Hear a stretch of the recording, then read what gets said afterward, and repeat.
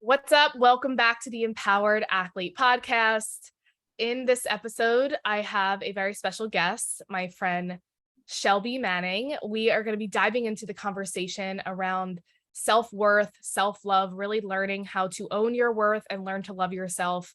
This is such an important conversation for every human being, but specifically gearing it towards athletes because that's often where a lot of our hangups are, is our ability to believe in ourselves and overcome these insecurities in order to step into our potential and power. And I think that Shelby's really going to offer so much wisdom and insight from her journey and from what she does that I think is going to really change the game for you. And I'm so excited for you to be introduced to her. So a little bit about Shelby. She is the life coach you never knew you needed. She's here to help you remember your divine worth and give you the roadmap to your own liberation so you can feel your best, love the shit out of your body, and step into a more aligned and alive life.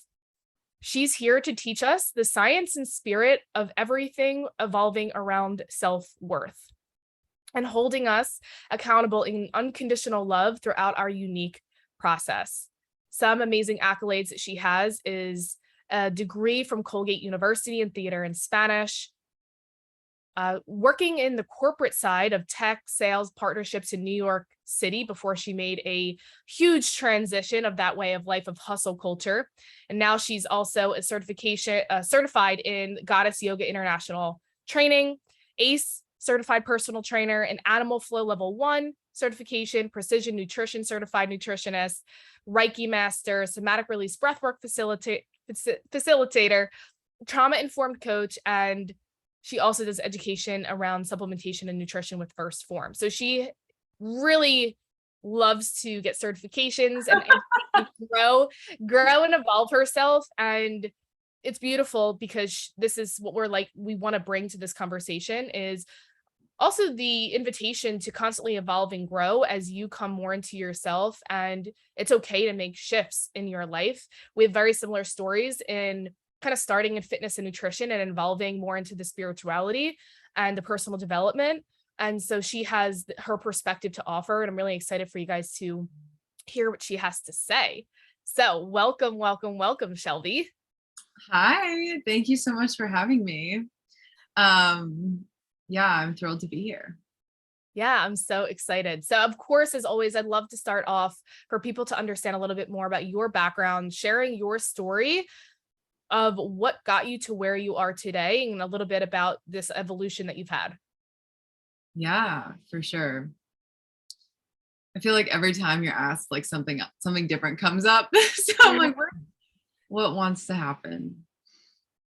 So my transition into the entrepreneurial world began in February 2020. And before that, I had just sort of been going about my life, kind of doing the things that I was supposed to be doing. Working, living in Hoboken, working in New York City, which was just like what people did where I grew up on the East Coast in New Jersey. And I always had this like inkling that I wanted to work with people and I wanted to work in fitness. I was like fitness queen. I like loved fitness so much. And I was like, I want to work with people in this capacity. So my first like foray into entrepreneurship was right before / like at the beginning of COVID in February 2020. And the transition happened right after a medical crisis that I had. So I quite randomly lost vision in my left eye and most vision in my right eye, literally overnight. And the only what I can like surmise from the whole thing of like losing my vision and having this like rare eye disease that nobody really knows what causes it. It's like sort of autoimmune and sort of not. But what I know to be true about it is that it was a huge wake-up call and a huge trauma response from my body. My body basically shutting down and being like, you have to regulate your nervous system, and also you're totally off track from like what you came here to do. Like you're not doing the job like at all. And also like you can't bury trauma. So it was like a very acute stress response, which I thought like didn't happen. And now that I do the work I do, I'm like, oh yeah, like this happens to people. Like visual changes as a trauma response are actually like not common, but it does happen. Yeah. And it's obviously, very scary. So that happened. And at the same time, I had a pretty spontaneous, intense spiritual awakening, which is not an uncommon thing to happen after like a medical crisis of some sort. So Yeah. I received all of this insight about my life and all of these downloads about what I needed to do. And I acted on it. So I left my relationship. I hired a mentor. I started studying for my degrees, my certifications, and I quit my job. And so I was like, okay, like spirit made it very clear. It was like, do this thing if you want to like get your vision back and heal. And it was also like, okay, like that's one piece. And then the other piece is like deal with your trauma. Yeah. So that's when I began really my like intense, deep healing of my past sexual trauma, emotional abuse, physical abuse, um, all of those things that I had stuffed down. Yeah. And I was like, oh, they're like not here anymore. And then my body was like, yeah, they are, bitch. Like you're blind now. But yeah, so I started an intense healing journey and my entrepreneurship journey at the same time. And I was successful as a fitness and nutrition professional. And yeah, I mean, that was sort of like the beginning. Not to say I didn't come with like so many intense lows and so many intense things, when first of all, like when you're healing trauma, that's super intense at a somatic level. And I was also doing plant medicine ceremonies, which is very intense. And then like starting a business, as you know, comes with its whole thing, which I did not know. And I always say like I'm so glad I didn't know like what it would have been. So yeah, it was just like a lot. It was a lot. Eventually I transitioned. It was like as I healed more and more and more and like kind of freed up space, freed up capacity. And also just became so aware of like my shadows that were showing up in my business, like the over delivering and like the needing to be busy and just like the dysregulation that was happening through my business and like the codependence and the people pleasing, lack of boundaries, all that stuff. If you have it in your system, it will show up in your business. So as I started to heal, I started to like transition my business into a way that felt good. I moved into more mindset coaching and then life coaching and doing healing work like energy work and breath work and movement, like somatic work. And then most recently, as you said, permission to evolve. Now I am doing also intuitive business coaching. So I do intuitive life coaching, intuitive business coaching, and just my healing work on the side. So that's sort of where it evolved over the past, I guess, 2.5 years. So a lot has happened. I also moved to Sedona, Arizona. Yeah. So much has changed since 2020. It's crazy how you start listening to your intuition and how rapidly things begin to unfold. And also, again, permission to those listening that are stuck in a life of going through the motions. Just recall what she just said, all of the shifts and transformations that she's had of evolving her business and everything like that in just like a 2-year time frame. We are so indoctrinated in this culture that, again, whatever we graduated with in a degree in college, we have to just follow through for the rest of our life. We can't evolve, we can't change, we can't grow. And that just isn't really the right way because we're constantly evolving as humans. So it doesn't make sense to stay in a career that is unchanging when we're constantly changing. There's an incongruency there. So it's like, why not just give ourselves permission to constantly evolve, grow, and pivot to what feels good and where we are right now. And we're going to be so much happier and successful and be able to work in a way where it doesn't really feel like work and just love every single moment of it, For sure, for sure. It's like we're indoctrinated into this matrix, right? Of like believing that fighting nature is normal, like fighting our natural rhythms, as humans, like fighting our evolution and growth. We just like digest what is normal, and it society makes it very hard to like divest from that narrative. But like once you fucking leave, you're Yeah. like, oh my God, like I cannot believe that. And then to your point about the intuition, like one of my teachers describes it like when you're just operating from your ego, you are efforting, and like it's like you're driving a car that you think goes 20 miles an hour, and it's really hard, and you have to like put your foot on the gas like the whole time, like so hard, and you can't let up, otherwise you'll go even slower, but you think 20 is the most. And then you start listening to your intuition and getting in flow with the universe and doing scary things in the name of alignment. And then you're Yeah. like, oh my God, this thing runs on its own, like, Yeah. and it goes like an infinite amount of miles per hour. Yeah. Yeah. I love that. Yeah.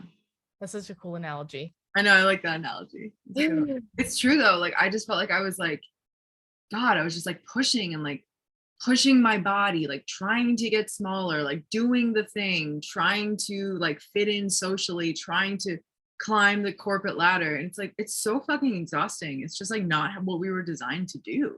Yeah, absolutely. Yeah. And so to come back into this conversation around, self-worth and self-love, how would you define and how do you define self-worth, self-love, and why do you think they matter? Yeah. Yeah. So I think that self-worth matters more than self-love. I'll talk about that. I think that self-worth is just like the esteem, like your esteem, like how you hold yourself, how valuable you believe yourself to be.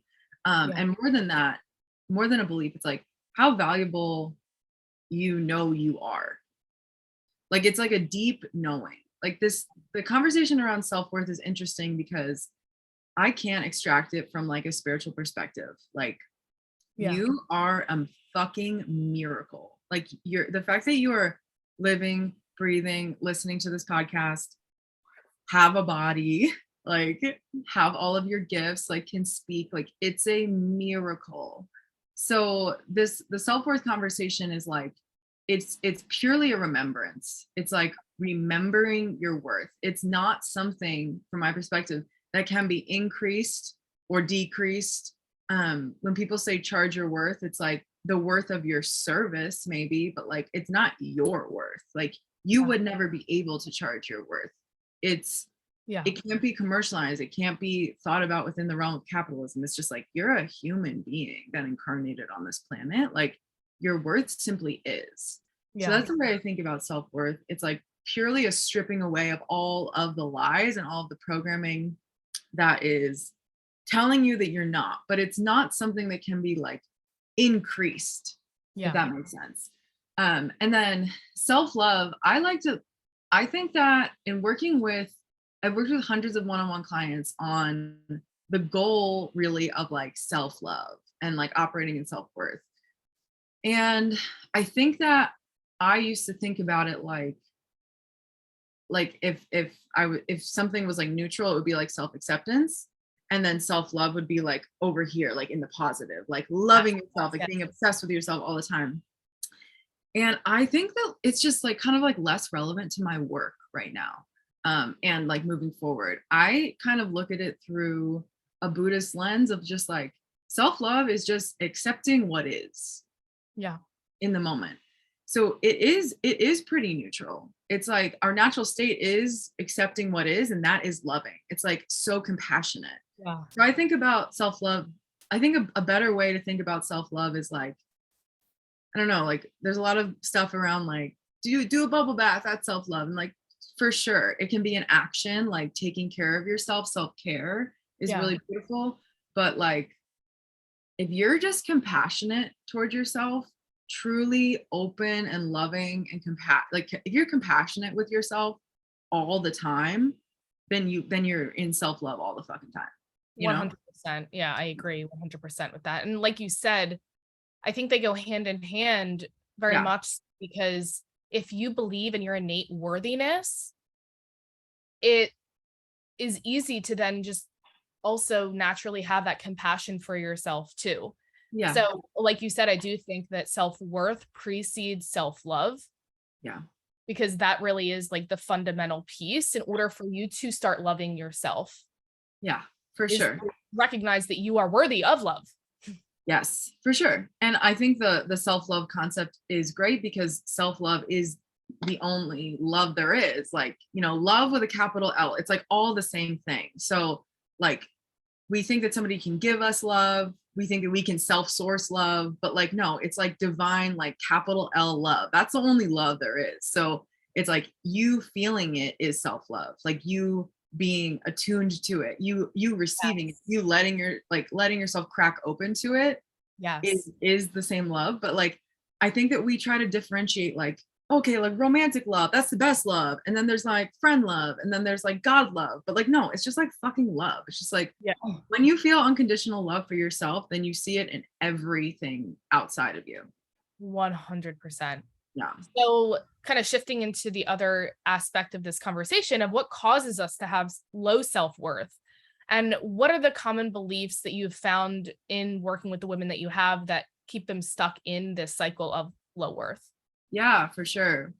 So I kind of think of us as coming into this life as babies as not a blank slate, because we have, you know, all of our lineages, all of our Yeah. ancestral um, DNA and wounding, and not all ancestors are healed, of course. So Yeah. it's like we're bringing that in, but like we're pretty clean, like we're pretty much like just fucking babies, like believing we're worthy.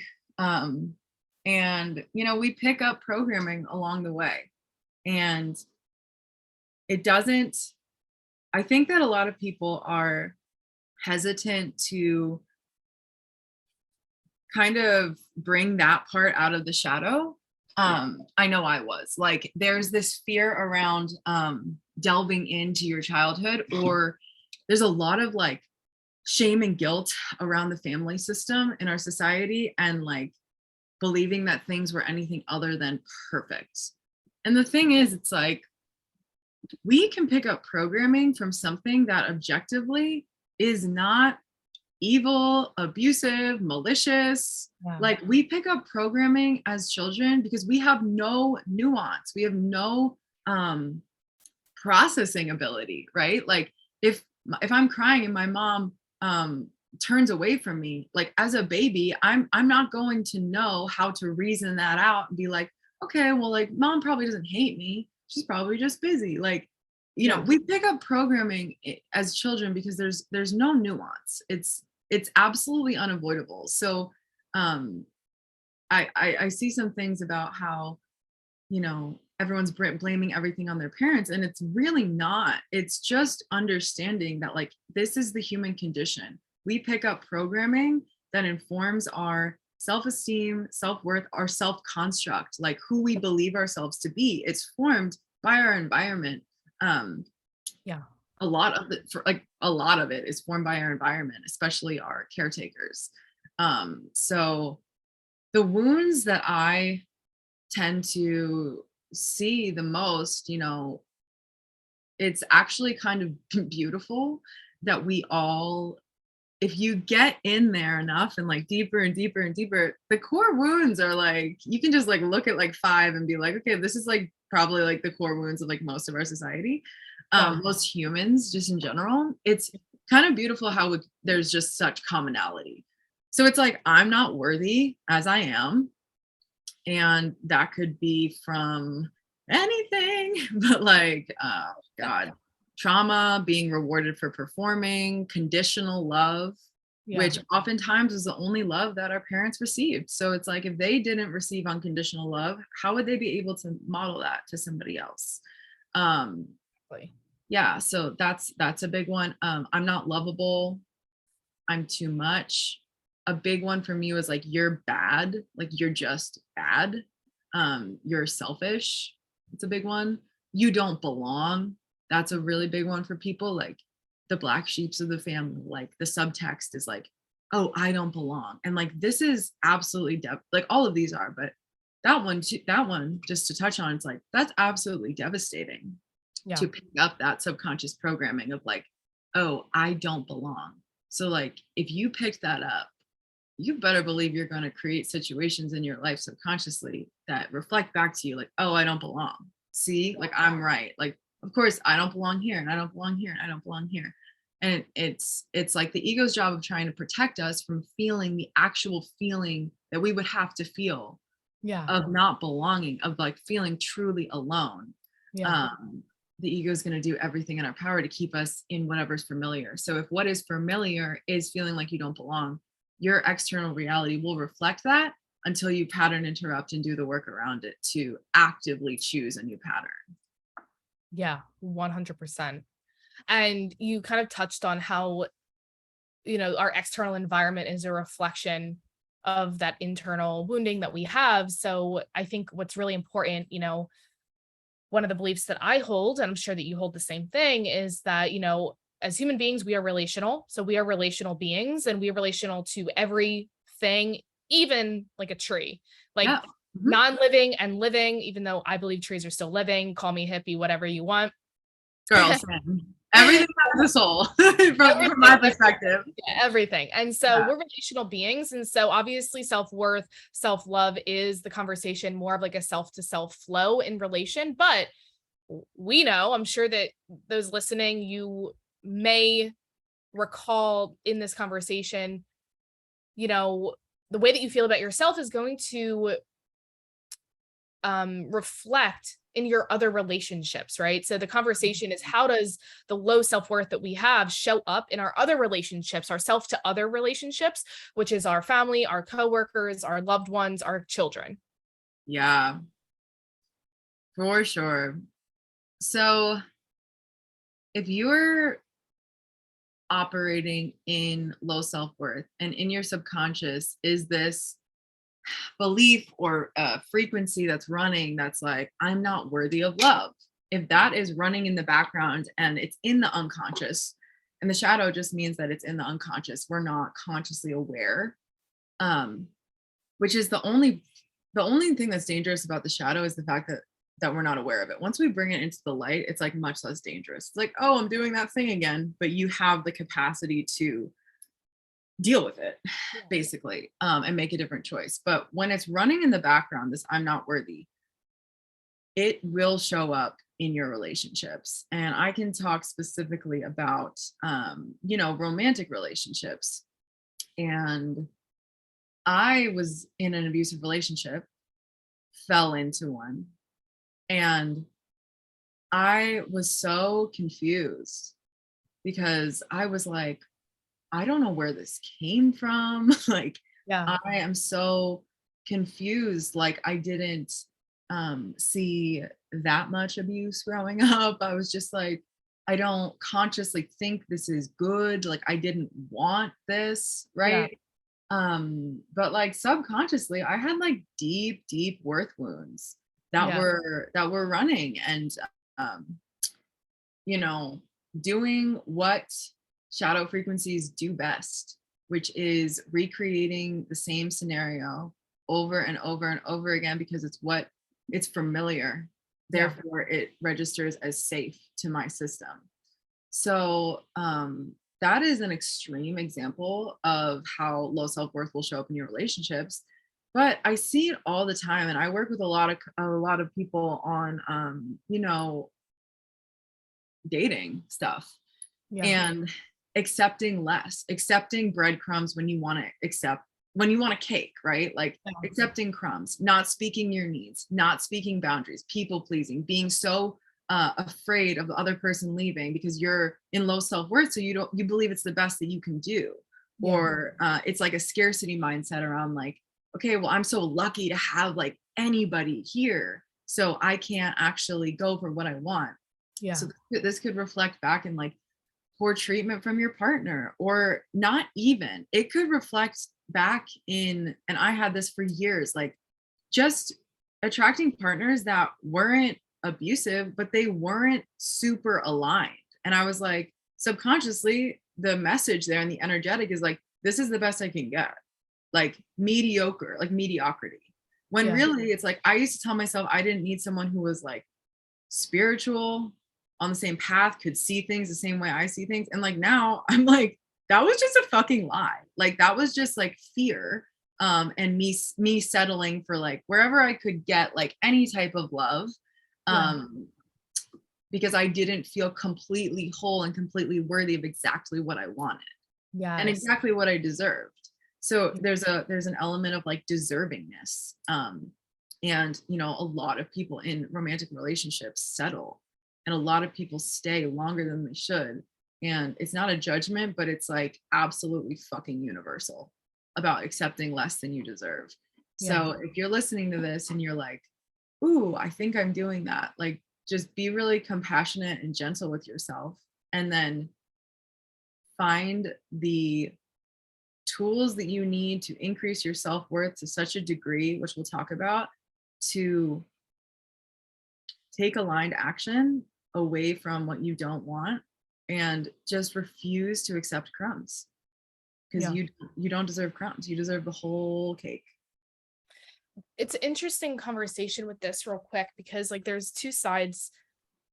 There's like two ways to approach it. So I agree with you 100% in finding that aligned action and then taking whatever steps that you need to take in order to kind of get what you believe you deserve. But there's also this idea that, you know, we have the ability to evoke and to change our life through how we show up. Mhm. So it's like, because I don't want people to think that right now, perhaps the relationship that they're in, it's automatically a no, because it doesn't necessarily mean it's a no. What what you want to, I would say, rule out is like work on your ability to show up, work on your self-worth, work on your embodiment of Mhm. who you want to be in the relationship that you want. Mhm. And then if your partner is willing to meet you, then Mhm. you can keep in that relationship, Yeah. because that's what growing is. You Mhm. know, one of the saddest things that I see is people immediately going to divorce right away just Mhm. because they're like, oh, it's not working. But it's like, are you doing the work to actually embody the person that you want to become? And is that person meeting you? Because if you decide to leave them and give them that choice, you're faulting them to an extent versus giving them an opportunity to rise with you. Mhm. You know, and letting them open the doors for them to also be interested in their own healing and their own growth and evolution, because they're also stuck in subconscious, unconscious patterns. So they also, like, if you just leave, they might have an abandonment wound to be like, what happened to me? I don't know I did anything. So it's Mm. like, it's so important to like do the work for yourself and show up. And then once you're at that point, if they're not meeting you and they're still trying to bring you down, then that's a very clear direction that they're just misaligned. I'm Mhm. curious on your thoughts on that perspective, but that's something Yeah.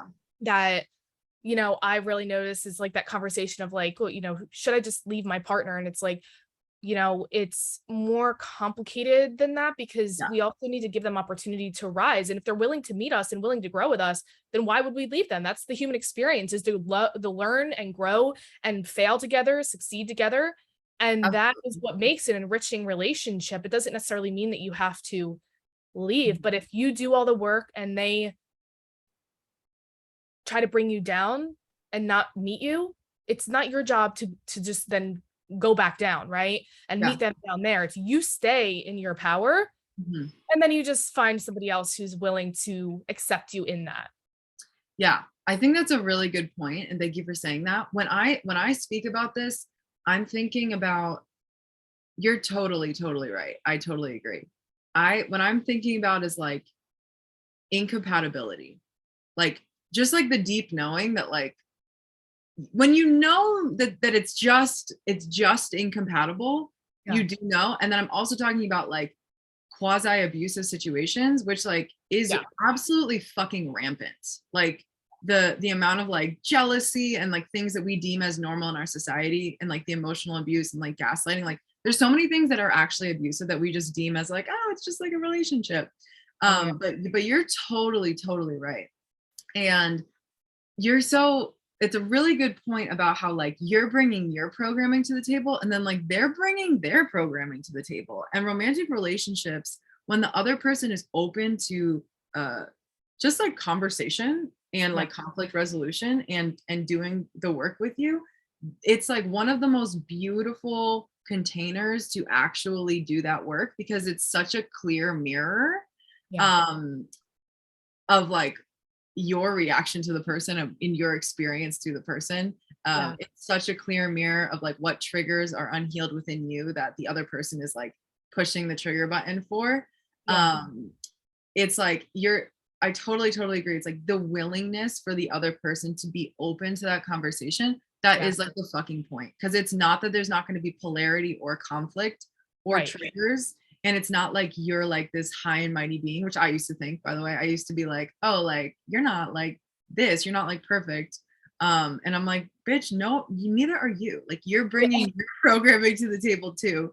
So yeah, I think that's really important to also know. Yeah. Yeah. Yeah. I'm so glad that you that was something that aligned with you. But that was just something that I learned, similar to like that idea of like so many people are like, yeah, now that I, own my worth, I'm deserving of this too. And it's like, but if you did choose somebody, you do want to also offer them the opportunity versus just kind of, ditching them and thinking that you're going to find, because the trap you could fall in is almost like thinking that you're going to find a perfect person. Yeah. Because Mhm. no, bitch, you're not going to find a perfect person. You're like you said, you're still going to have conflict. You're still going to have triggers. Mhm, mhm, So that's almost an escapism. It's mhm. almost like a weird shadowy thing that actually is coming up, Yeah. that's seemingly, coming from this place of high esteem, but really it's like you're trying to avoid Avoidant. Yeah, that's what I was inevitable, just gonna say. really like avoidance of what's inevitable versus like working with it. Because if you think that, of course you still want to get aligned if you are working on a path and you want somebody who's in those same interests, like 100%. But if you think it's doing it because you're trying to avoid the other things, you're absolutely going to attract that back into that same relationship, even if it's more aligned. Totally. And it's also so personal. Like most, I don't know. I know I know a lot of people who are just deep on the spiritual path, and for them it's like not that important that their partner is. So it's very personal. There's not like a right Yeah. or a wrong. Like what you desire in a partnership is what you desire in a partnership. But Yeah. I think a lot of times we don't take the time to think about like, okay, like how do I actually want to feel in this relationship? Yeah. Um which I think is like the most important question to ask, in a friendship and a business partner. It's just like, how do I want to feel in relationship? And am I feeling that way more times than not? Even in conflict, am I still feeling safe? Am I still feeling you know, accepted? Yeah. Does it still feel loving or compassionate to me? Absolutely. Yeah. And so kind of leading with more tangibilities for people to start if they feel that they are at a place of low self-worth. Yeah. Um, how would you recommend someone begin learning to see the value in themselves, and maybe accompanying some practices that you recommend for them to start to improve their self-worth and overall relationship to self? Yeah. Yeah. So this is the work that I do with clients. I think that a good place to start is like taking inventory, like taking a life inventory, um, because our external reality is a reflection of our internal. It could be a good place to start to see like, okay, like what's present, like what's showing up here. So, you know, looking at what is high self-worth, it's knowing your worth. It is standing in your desires. It is, standing in your power, and anything that is not kind of reflecting that back to you, anything that's like clearly out of alignment, making you feel like shit, habits, coping mechanisms that are detrimental to you, um, ones that you might be like, I don't know why I'm doing this. Those are important ones to look at. Um, it could be like your relationship with your boss. Like if your boss is treating you poorly and you're still there, like that's data. It could be with a partner. It could be your relationship to your body, like, okay, like what's present here in my relationship to my body? Like, I wonder why this is the way it is. I struggled with eating disorders forever. And so a good thing for me to look at was like, why am I doing this to myself? Like, why am I operating in low self-worth in this area? And when you ask that question, people know, right? Like we can kind of point to areas of our lives like, ooh, like that's kind of not high self-worth. I'm kind of settling here. I'm kind of hurting myself accidentally here. Yeah. So I think that is like the first place to start. And taking it at your own pace, especially if if you're doing it alone. And something easy that I always say to clients is like, look at that list, whether it's like scrolling social media or like intentionally following social people who make you feel like shit, or like starving yourself, or like over exercising, or like, I don't know, like smoking, vaping, like for some people weed, like whatever it is that is like, okay, this is not high self-worth. Make the cuts on the things that you can immediately. Just like clear Like the space. lowest hanging fruits. Yes. Like I always just say like make the cuts. Like this process is like simple but not easy. So like make the cuts on those things. Like save the deeper things, like maybe the relationship that you're trying to figure out, maybe like lack of boundaries with your mom, like our deepest wound. Like the body image stuff that's like bigger, but like make the cuts with the stuff that is, it's like, okay, I can like kind of up the ante here. Like I can raise my self-worth immediately here. It could be something as simple as like saying no to something, like clearing your calendar, or like cleaning your room, or and then thinking about addition. So like in this kind of like more superficial level, like what could you be doing? What would someone in high self-worth do on a daily basis? So I like to tell people, like, imagine someone who like really loves themselves, and I would be like happy to like be this archetype for people if you like want to.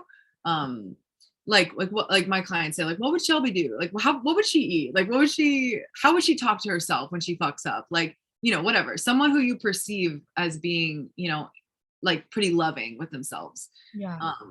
Or it could just be yourself. And so that could be like, it could be like meal prepping. It could be like meditating. It could be journaling. It could be like making a commitment to yourself to like walk 3 days a week. It could be, finding time to like be creative or be in nature, or making sure that you're like socializing with people you love once a week or something like that. Like it could be eating nourishing meals. It could be making sure you're sleeping well. Just like looking at your kind of like day to day and being like, okay, like what would somebody in high self-worth do, act like? What activities would they participate in? Would they gossip? Would they be around toxic people? Just like kind of like take a look at your day to day. So I think that's a good thing to do. And that's And such then, a powerful starting place. I mean, it's so easy to do. mhm. I would say the biggest obstacle in just taking action towards that simple question is you got to be radically honest with yourself. Yeah. You Mhm. got to be radically honest with yourself. And it might bring up uncomfortable feelings. There might be things like shame and guilt when you recognize, like, oh, wow, this is what I've Mhm. been committed to. But that's where we come back to that conversation of that self-compassion and forgiving yourself, because it Absolutely. really wasn't your fault Mhm. to what got you to where you are. But through this inventory, this honest, open, communicative inventory, it then becomes your responsibility, which is something that people sometimes don't want to admit, because then when it's our responsibility, then we can't blame, we can't Mhm. complain, Mhm. Mhm. Mhm. and sometimes it just feels so much better to stay in victim mentality because we get to just sit here in complacency. But the consequence of that is living a life that you feel uninspired by. Mhm. Totally. The radical self-honesty is absolutely necessary. And that's something I just like fucking love about all of my clients. They're just like, here's my deepest shame. And I'm like, great. Let's Yeah. fucking talk about it. Like you do have to get to the point where you're like, I'm actually sick of this shit and I'm sick of lying to myself. Like Yeah. one of my favorite journal prompts is like, where am I lying to myself? Like what am I intentionally not seeing? Yeah. 'Cause Yeah. we all fucking self-deceive. Like we'll self-deceive all the time. So yeah, I totally agree. And also with the radical responsibility for your life, it's like once you get over the hump of like, ooh, okay, so like it was my programming, but I also have been like doing this, then you actually have the agency to change. Yes. 'Cause when you're like, okay, life is happening to me.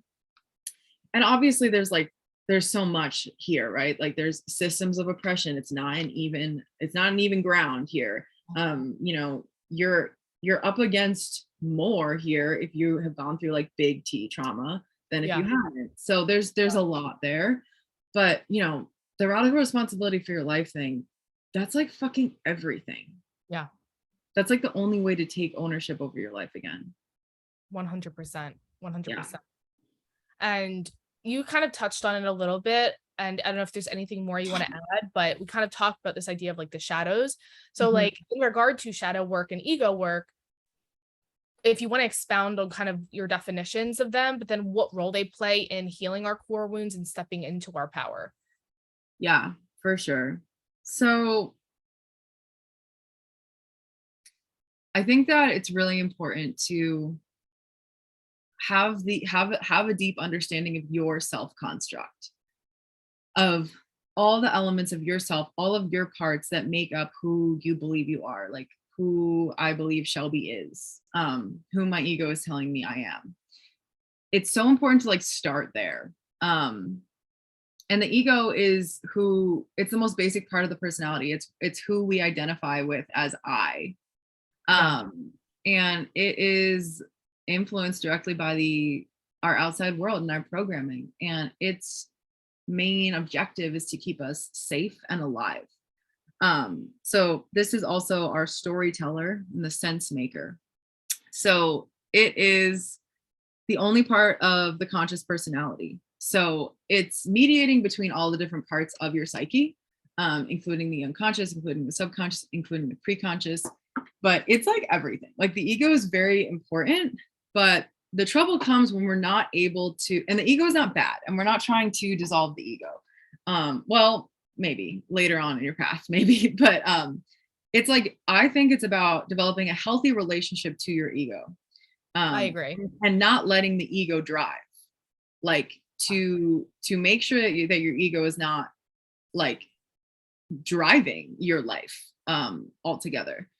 Because if the ego is driving your life, the only thing that it cares about is familiarity and safety. Yeah. So if you think about all the beautiful things that you want in your life, expansion, um growth, challenge, you know, love, like unconditional love. If you've never seen that before, your ego is going to be like, fuck no, we don't want that. Like your Yeah. ego only wants what it knows.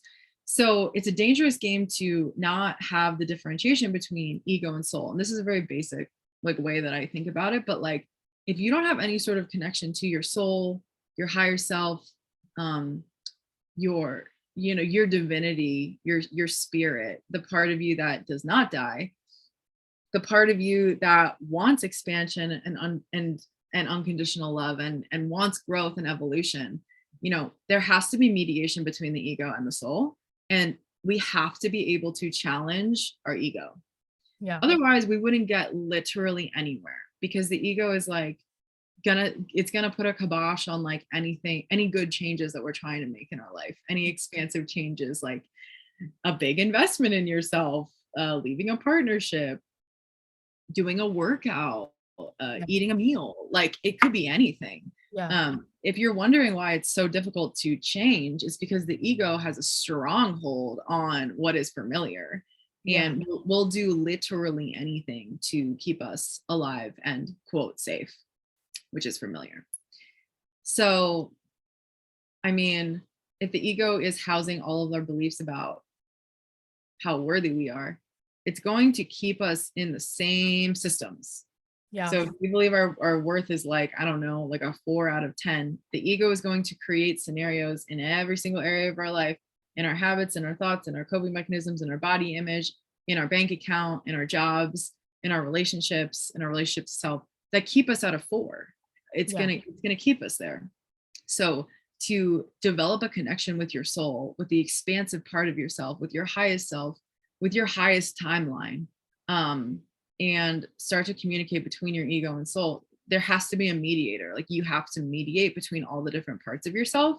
and recognize that you are so much more than this ego that has been front and center, like operating 99% of your life before this moment, perhaps, of like becoming conscious of it. Yeah. It's just about like decentralizing the ego, not demonizing it, letting it be there, Yeah. and finding it. It's like it literally is switching the operating system. Exactly. Like my soul is driving and my ego is here, instead of like my ego is driving and I like can't really see my soul. Yeah, exactly. Yeah. 100%. So, is there any advice you would give to women who are new into this healing journey, or maybe this conversation is opening their mind to maybe embark in one, but they feel the fear around addressing their past, knowing that we talked about there's shadows that are present, things that are Yeah. uncomfortable to come up, what advice would you give to someone who wants to embark in that, but needs to kind of move through that fear? Yeah, for sure. I think that it is work that you could potentially start alone if you have to. Um, How to Do the Work is a good book that a lot of people like, and it's kind of like a self-paced how to do work with yourself, how to work with your psyche. Um, I mean, there's a lot of books, but I can really, put that one in the show notes. That's from the holistic psychologist, yeah, and yeah, she's absolutely incredible. So I'll put her book in the show notes because it is a great step-by-step system for that sure. you can do on your own, and just pace yourself through it, which is really important. Right. And then the other thing is like, if you can, I would highly, highly recommend, as you're delving into shadow work, unconscious work, ego work, especially if there are known T traumas, big T traumas, I would recommend working with someone, working with a therapist, working with a somatic practitioner, working with a breath worker, working with a coach, working with Natty, working with me, working with somebody to hold you in that. Because Yeah. the thing about trauma, and all of this is trauma, right? Yeah. Um, and the thing about programming is that it all happened in relationship. It's all relational wounding. So it has to be healed in relationship, which Yeah. is the power of having a coach or a therapist or a group. It's why any type of healing modality works. It's the safety of the relationship and the repatterning that can happen within that relationship. So it's not to say that you can't do shadow work alone. I have a course on body love, worth, pleasure, um, and programming and ego, like understanding your psyche, called Body Speak, which is starting in November if you're interested in that. That's like a group container. But really, like I believe most of this has to be healed in relationship. I think the awareness can come alone, but a lot of times when we're doing like the self-help thing, we have all this awareness and it's Yeah. like just us and us. And then we're like, okay, like what do I do now? Yeah. So I think working with a practitioner that can help you um, actively change your mind, whether it's through, you know, behavioral therapy, or breath work, or hypnosis, or subconscious work, or just coaching and like actually working on the aligned action part, like taking steps toward the thing. That's like the Yeah. reason I always have a coach, because there's always going to be an edge, and I want and deserve somebody to hold my hand through the edges so that I can continue to grow. Yeah. So it's not like it will ever go away. Your edges, the edges where your ego's like, oh my God, this is not safe. It's just like, I think that if you have the capacity to find support for it. Yeah. 100%. 100%. Yeah. Well, and what's one thing that you know now that you wish you knew sooner in regard to self-love, self-worth? Such a good question. So there's two things. And this is just what I believe. Like self-help books are not going to do it. Like they're not going to actually do it for you. Like they're not going to do it. The awareness is not enough. Like Yeah. I wish that you could see my bookshelf. It's just like I was just like, okay, another book, like another book, more information, information, information. I would venture to say to anyone listening, you don't need more information, probably. Like you probably don't need more information. You probably just need integration and to actually work with the material that's present. Yes. So yeah, I would tell myself like stop buying books, stop reading Insta therapy, Yeah. and work with someone. Work with someone. Yeah. Um, yeah. And then also just the basic principle of like, no human is broken. Like I Yeah. thought I was broken for so long. Yeah.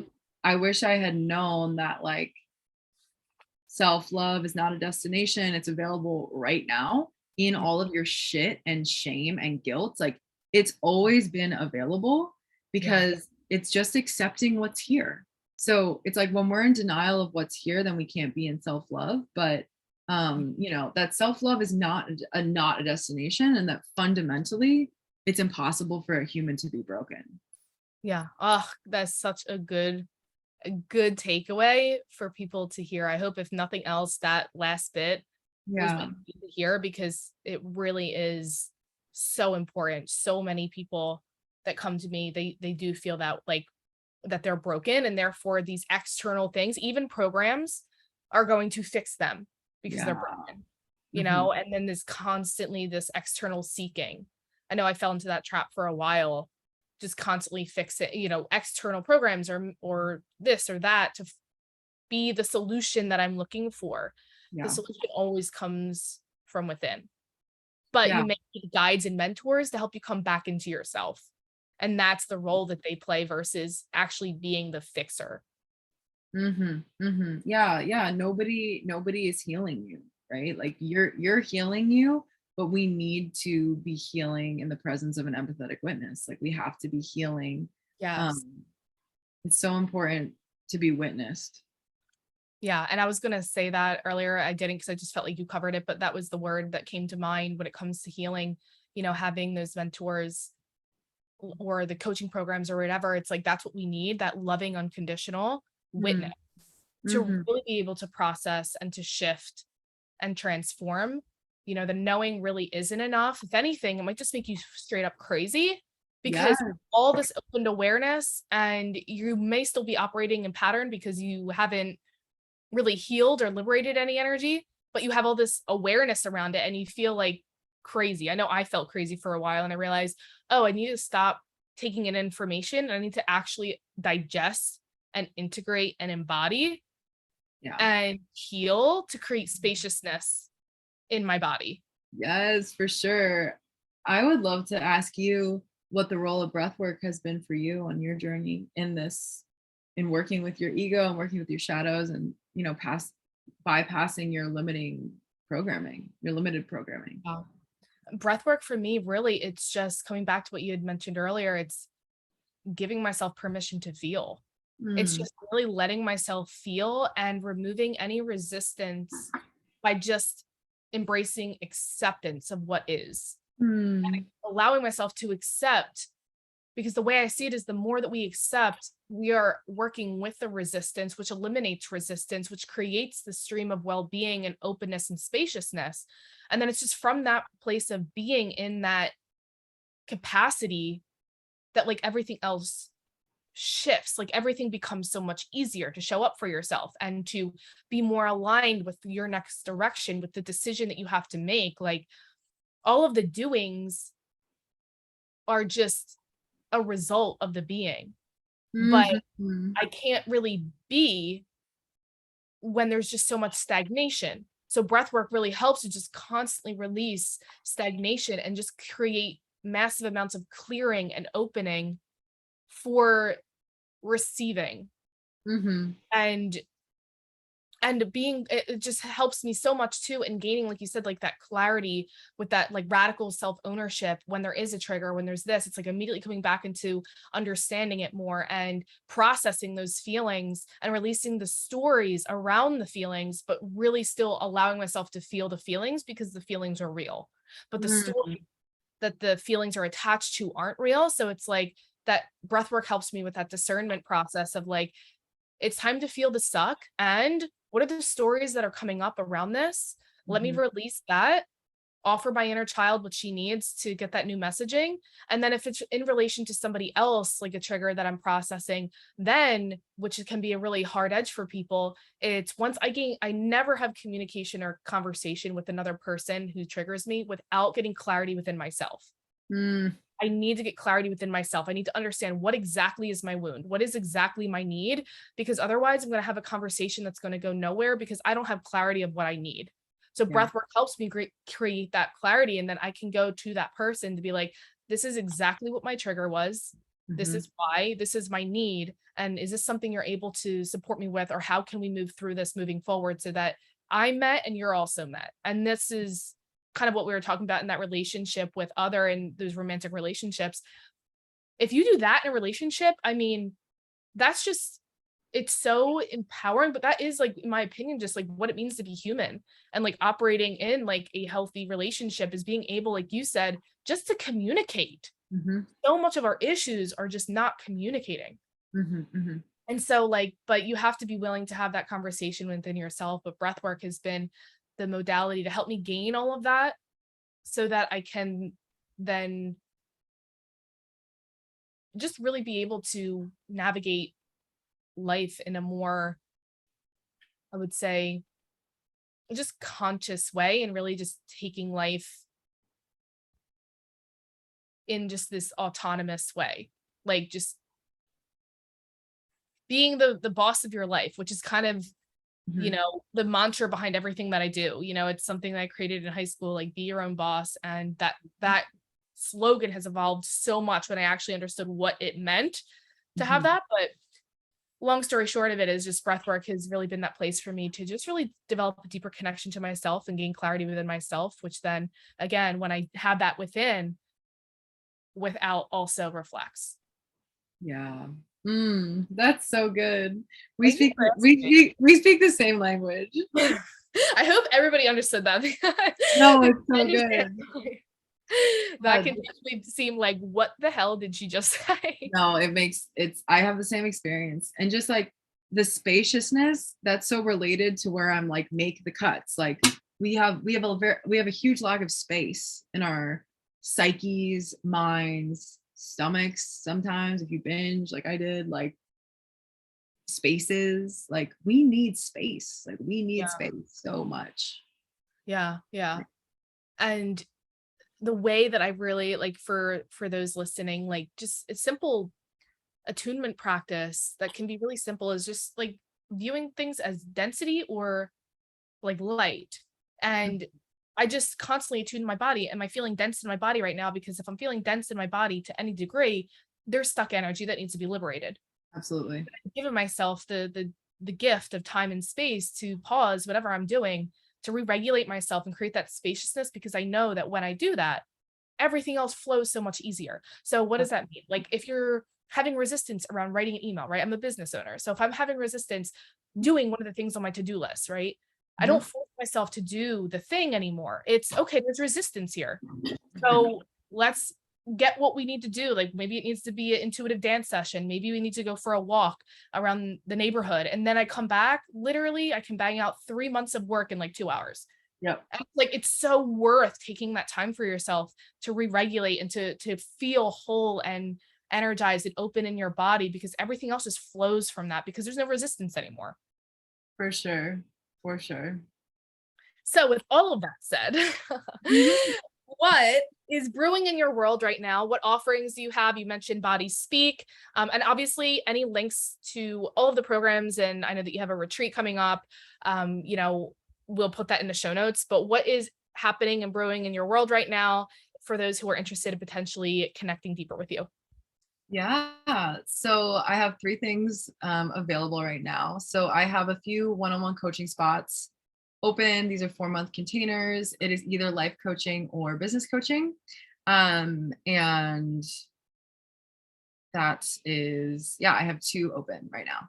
So you can apply for that and with the link in my bio. That's the main way that I work with people, that I work with clients. And what else? Body Speak is my 6-week virtual group program that's all online.